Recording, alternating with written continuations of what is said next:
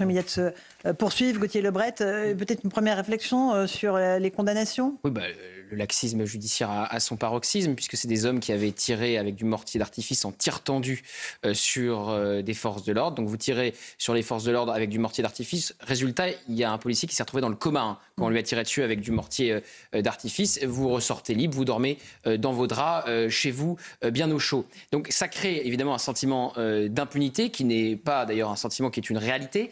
Et résultat, sur les réseaux sociaux, j'ai vu une vidéo d'un délinquant qui a massacré un abribus, qui se filme en disant qu'il a été très fier de ne pas... Visage découvert, hein, oui. Ou donc à la vue de tous. Ça dit la haute intelligence. Voilà, oui. qu'il est... la haute intelligence, il va être peut-être arrêté. Qu'est-ce qui va se passer? Oui. Vous pensez qu'il va dormir en prison pour un abribus cassé? Donc ça dit, voilà, ça montre l'impunité. Ce monsieur n'a absolument pas peur de ce qui peut lui arriver, puisqu'il sait que quand on tire sur des policiers, on ne dort pas en prison. Alors pensez-vous, quand on casse un abribus, on risque encore moins de faire un petit tour par la case détention. Donc tout ça est d'un grand laxisme, d'une grande mollesse. Donc on a Gérald Darmanin qui dit ça suffit, les peines ne sont pas à la hauteur. J'attends avec impatience la réaction du syndicat de la magistrature. Il y en avait beaucoup qui n'avaient pas de casier judiciaire. Ils ont bénéficié de la culture de l'excuse. Vous n'avez pas de casier, vous avez un CDI, on va vous relâcher et ça va bien se passer. En réalité, il faut frapper fort dès la première infraction. Sinon, c'est une invitation à recommencer. Ils avaient l'occasion de frapper fort et de ne pas faire de ces délinquants des délinquants en puissance qui, là, ils ont commis cela. Bon, ils n'ont quasiment pas été sanctionnés. Les 500 € d'amende, ils peuvent aussi ne pas les payer, ça arrive beaucoup.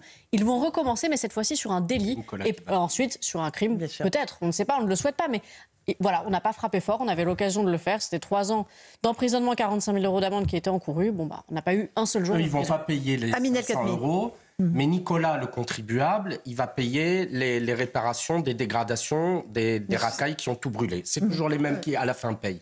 Oui, bien sûr. Pour les boulangers, vous en parliez tout à l'heure, eux, ils payent l'amende du premier. Reda Bellage, vous êtes policier, vous êtes présent sur nos antennes depuis samedi soir, parce que vous étiez... c'est en arrivant chez nous, dans nos studios à Europe 1, que vous avez été pris dans ce capharnaüm. Vous êtes surpris par le profil des délinquants et par les peines qu'ils ont récoltées? Honnêtement, je vais être un peu cru, mais je m'en fous du profil, en fait. Je veux dire, à un moment, j'en ai marre qu'on trouve des excuses aux individus.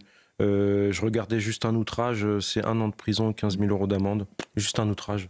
Je vois un gars en train de défoncer un pompier, sûrement qui a été interpellé, parce qu'aujourd'hui, techniquement, là-dessus, on a progressé, on est en capacité aujourd'hui de filmer, comme ça a été le cas des violences du 23 septembre sur la fameuse manifestation contre les violences policières, où l'individu, j'étais au jugement, il est condamné, il est reconnu coupable, c'est indéniable, filmé, refilmé, visage dissimulé. Il ne veut pas donner son code de portable, c'est délictuel, mais c'est pas grave. Hein. Au final, il a pris 8 mois avec sursis. Donc, vous savez, nous, on est arrivé à un niveau, on faisait, limite, on essaie juste de faire notre taf par plaisir, pour défendre et protéger les Français, c'est tout. Parce qu'à un moment, vous ne regardez plus, on ne regarde jamais, on ne regarde plus les suites des affaires.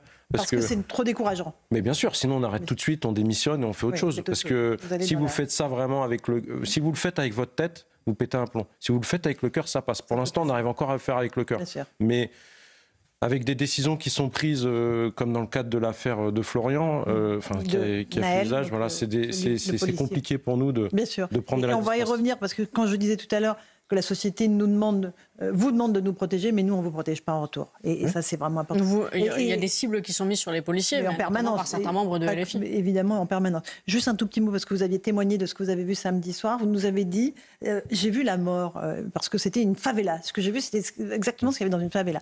C'est des scènes de guérilla, ce que vous nous avez décrit, en fait. Moi, j'avais vécu ça quand j'étais en service, mais j'étais surpris que des gens civils, pour le coup, là, j'étais en civil et j'étais pas en service, puissent vivre ça, en fait. C'était, les mecs, ils sont vraiment bêtes, quoi. En fait, j'ai l'impression d'être cité des 3000 à Aulnay-sous-Bois, quoi, en fait. J'ai l'impression que c'était ça, en fait. Les gars, ils étaient en maxi-scooter, en moto, ils s'arrêtaient au niveau de la porte-maillot, ils sortaient des coffres de scooter et de moto, des mortiers, et puis tiraient à bout, et puis après ils démarraient, le passager allumait, et puis ils tiraient sur les voitures, sur les mecs en moto, ils tiraient sur tout le monde, en fait, sur des familles, sur des gens qui veulent juste rentrer chez eux après, enfin, un exceptionnel instant, et fêter ça. Et oui, quand je suis arrivé au Parc des Princes, parce que comme vous l'avez dit, Woz nous a emmenés là-bas, je sais pas pourquoi, c'est une favelas. Une favelas, quoi. C'était, ça courait de partout. ça s'en prenait aux forces de l'ordre. Il y a des familles qui voulaient fêter, ils étaient là, bouche bée, des gamins, ils ne comprenaient pas ce qui se passait. On a l'impression qu'on était... voilà, c'était les émeutes de l'affaire de l'été de 2023, en fait. En plein dedans, en fait. Et ça s'arrêtait pas. Je comprends pas pourquoi on a laissé ces 1000 personnes, enfin plus de 1000, je pense, rentrer dans Paris. Parce que quand il y avait les Gilets jaunes, quand on nous donnait l'instruction de bloquer les accès, filtrer, il y avait personne on filtrait qui passait. En banlieue déjà. On contrôlait. Le gars, il a un mortier. Allez, direction le commissariat. Et tu vas rester là. Ils vont pas y retourner.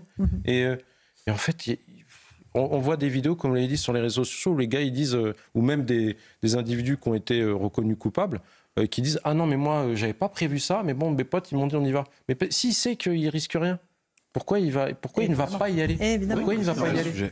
Voilà. Exactement ça. Et parce que eux, dans les cités, alors pas tout le monde, mais les délinquants en tout cas, on a l'impression quand même que ça grossit. J'ai du mal à ne pas faire de généralité. Ça grossit quand même. Le mouvement grossit. Et ben quand ils nous accueillent à coups de boules de pétanque, à coups de pierre. En fait, ils nous accueillent comme ils ont accueilli les gens qui voulaient faire la fête à Paris. En fait, c'est comme ça qu'ils nous accueillent.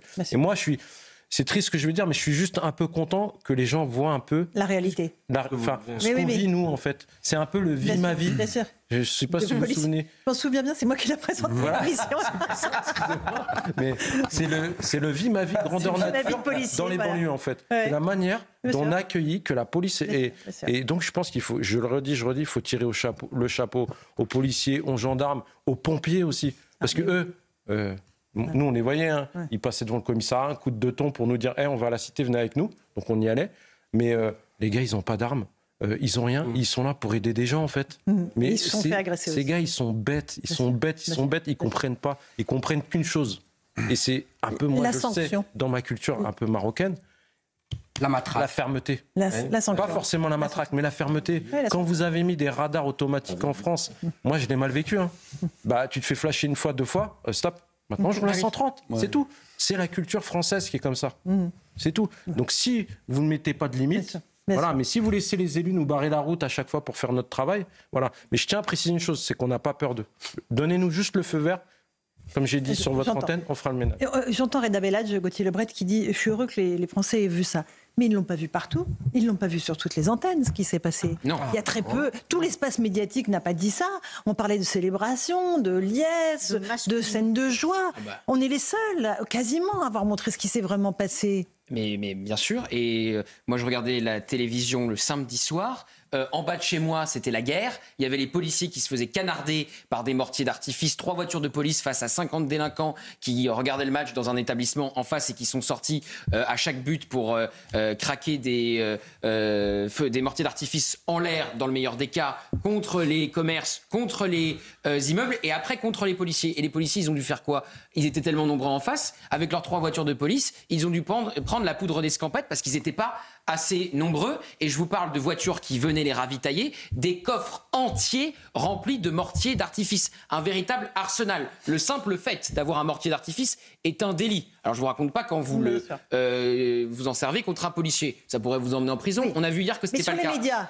Et donc ce que je voulais vous dire, c'est que je voyais ça en bas de chez moi. Je regardais certaines chaînes info et j'entendais « Les Parisiens sont sur les Champs-Élysées en train de célébrer la victoire du Paris Saint-Germain. » Il n'y avait pas un Parisien sur les Champs-Élysées et ils célébraient absolument pas la victoire du Paris Saint-Germain. Ils étaient en train de tout péter. Et on avait dit « Si c'est le n'importe quoi sur les Champs-Élysées, le lendemain... » Ça vous fait rire, Amine. Non, mais c'est très sérieux. Le lendemain, on annule la parade. Oui. Le lendemain, on annule la parade. C'était la promesse si ça se passait mal. Bon, à partir de quand ça se passe mal?